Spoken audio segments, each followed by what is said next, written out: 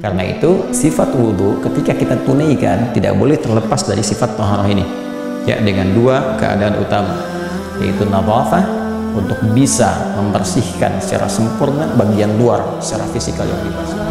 Ya, karena dalam Islam aturan-aturan tentang tangan itu spesifik. Misalnya saat takbir, bagaimana tangan kita diangkat itu, ya sejajarnya seperti apa, ya saat bersedekap misalnya, ya.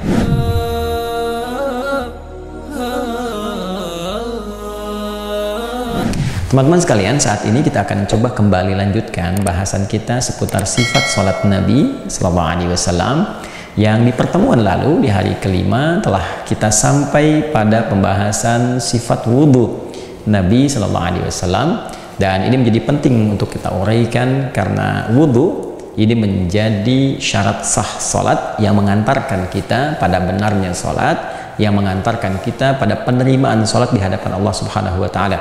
Baik penegasan tentang wudhu ini tercantum dalam Al-Quran pada firman Allah di Quran surah kelima Al-Ma'idah di ayat yang ke-6, pun demikian pada hadis-hadis Nabi SAW, khususnya pada yang telah kita bahas pada kejadian Khalad bin Rafi Az-Zuraiqi dalam hadis riwayat Muslim nomor hadis 397, ataupun hadis riwayat Al-Imam Al-Bukhari nomor hadis 757 dari sahabat Abu Hurairah radhiyallahu taala anhu, saat Nabi menyampaikan, idza qumta ila shalah fasbiqil wudhu, jika Anda ingin menunaikan salat dengan sempurna, maka awali dengan menyempurnakan wudhu terlebih dahulu. Nah, bagaimana cara kita menyempurnakan wudhu? Di pertemuan yang lalu telah coba kita uraikan dan sampai pada pembahasan membasuh wajah. Ya, ini masih nampak nih di pembahasan pertemuan yang lalu.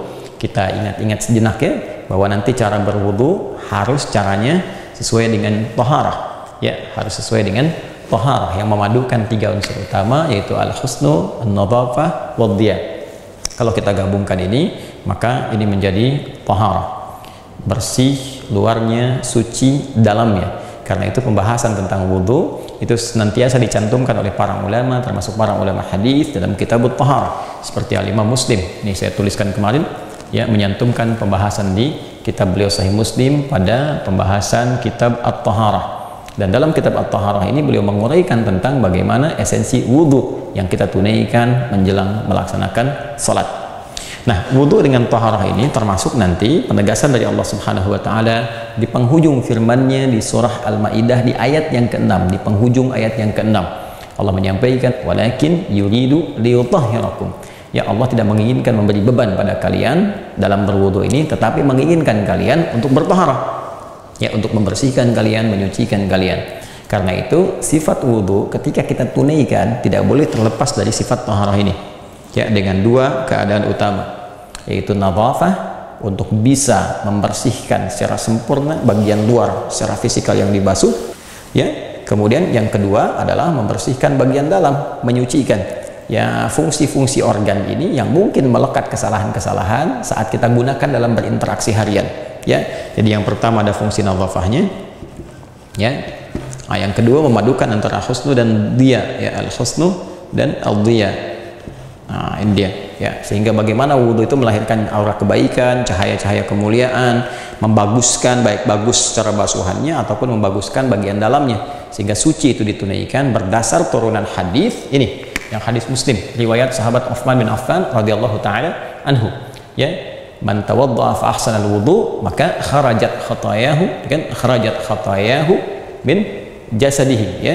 Jadi kalau seseorang itu berwudu, membaguskan wudunya, maka keluarlah kotoran-kotoran itu dari bagian fisik yang dia basuh, ya, saat berwudu itu.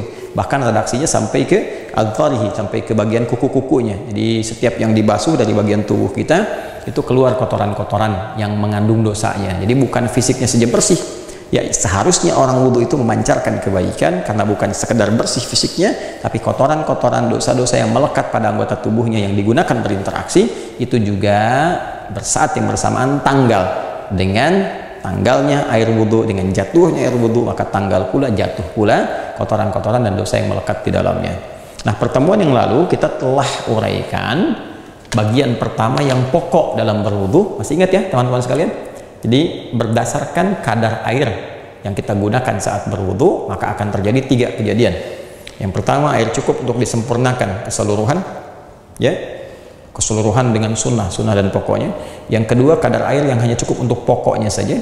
Nah, yang ketiga yang memang tidak bisa kita gunakan walaupun ada airnya, fa illam tajidu ma'a kan fatayammamu, kita nggak bisa gunakan air. Wajada di sini bukan hanya menemukan tapi juga ada airnya tapi nggak bisa menggunakannya.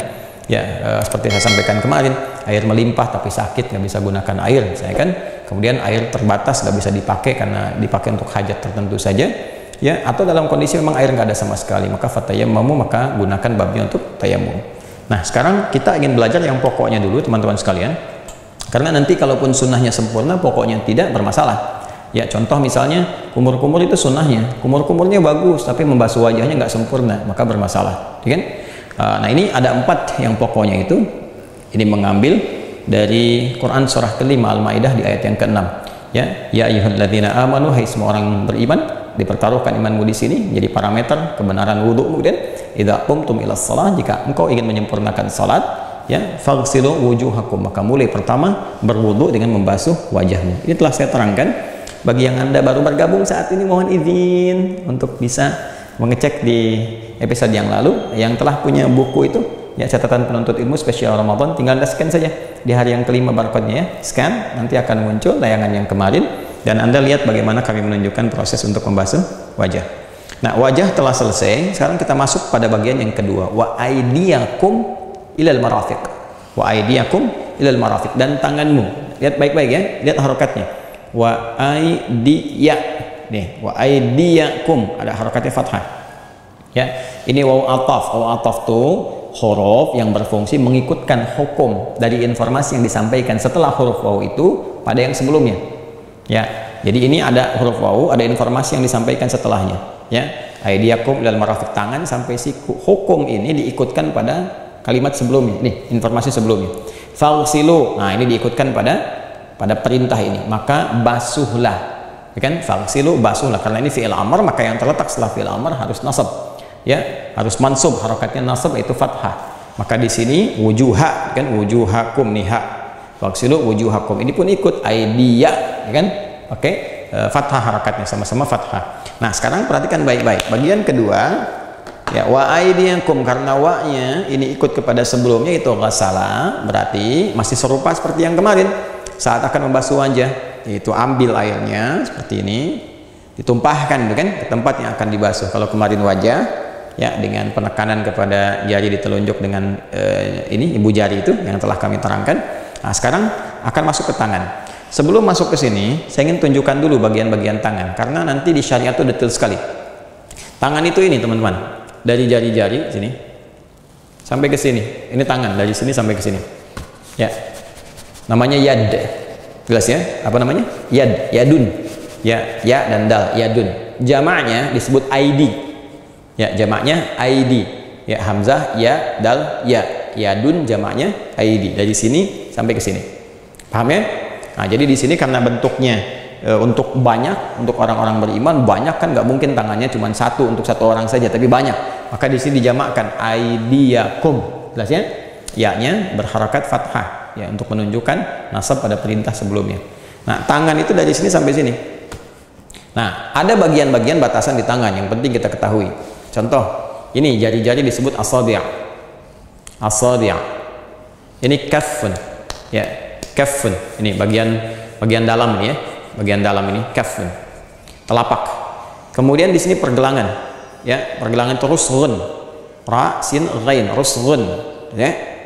Kemudian sampai ke sini siku, mirfaq jamaknya marafiq ya, mirfaq jamaknya marafiq, paham ya? Baik, mirfaq jamaknya marafiq, sampai ke sini nanti katif ya, dada sampai bagian sini, ini sodrun, yang ini katif ya, sampai ke pundak kita ini. Baik, sekarang lihat baik-baik teman-teman sekalian, fokus baik-baik. Indahnya dalam syariat Islam begitu detail dalam menuntun kita beribadah, yang menunjukkan ini bukan rekayasa manusia. Ini sudah pasti aturan yang di luar nilai-nilai kemanusiaan. Ya, ini pasti di luar pemikiran manusia. Wajar karena semua ajaran yang kita kerjakan dalam Islam, ibadah kita semua bersumber dari petunjuk Allah Subhanahu wa taala. Karena itu diatur sedemikian detail. Ya, karena dalam Islam aturan-aturan tentang tangan itu spesifik. Misalnya saat takbir, bagaimana tangan kita diangkat itu, ya sejajarnya seperti apa. Ya saat bersedekap misalnya ya, disebutkan langsung kita bisa menutup telapak gitu ya, menutup dengan punggung, atau nanti ini rusgun ala rusgin, pergelangan ketemu dengan pergelangan begini, disebutkan detail. Nah, termasuk dalam wudhu pun kita akan saksikan bagaimana Al-Quran memberikan batasan detil kepada kita. Tangan, kalau kita sebutkan tangan yadun sampai sini, ya kan? Aidiakum. Tapi ketika Al-Quran memberikan batas, ilal marafiq, jamak dari mirfaq, berarti sampai sini. Jelas ya? Sampai siku di sini, sampai siku. Karena ayatnya menyampaikan wa aidiakum, dan basuhlah tangan kalian itu ilal marafiq, sampai siku. Nah, ini menggunakan konteks sinekdoque temporo parte, menyebutkan semuanya dulu ya, tangan dalam konteks yang umum, tapi yang dimaksud sebagian, yaitu dari batasan jemari sini, karena di sini ada takhsis, ada pembatasan ilal marafiq, sampai siku di sini. Nah, jadi yang disebutkan oleh Al-Quran ketika akan membasuh, ambil airnya, basuhlah kemudian dari tangan ini ya, dari jemari sampai dengan siku di sini. Paham ya?